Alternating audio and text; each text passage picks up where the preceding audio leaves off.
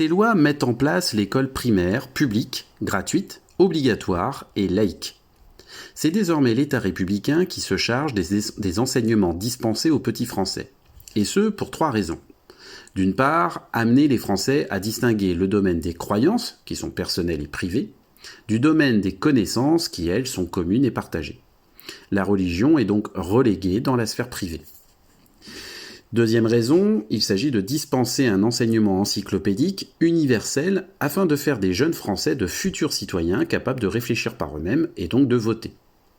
Enfin, dernière raison, créer chez les écoliers, via les enseignements qu'on leur procure, le sentiment d'appartenir à la nation française, à la République française.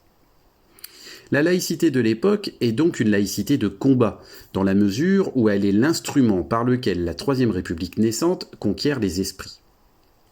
C'est à partir de ces lois scolaires que 2 camps vont s'affronter.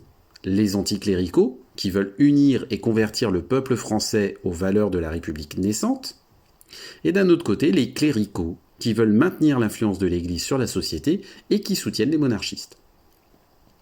Les lois scolaires de 1882 sont donc la première étape dans l'instauration de la laïcité en France. Seconde étape fondamentale, la loi du 9 décembre 1905. Cette loi instaure la séparation des églises et de l'État. C'est cette loi qui est encore en application aujourd'hui et qui définit la laïcité française. Alors pourquoi cette loi ? Eh bien, Aristide Briand, le rapporteur de la loi, propose cette loi pour 2 raisons. D'une part, apaiser les tensions entre les anticléricaux et les cléricaux, et d'autre part, assurer le vivre ensemble des Français en leur garantissant l'égalité et la liberté de conscience. Cette loi propose donc un compromis entre les anticléricaux et les cléricaux.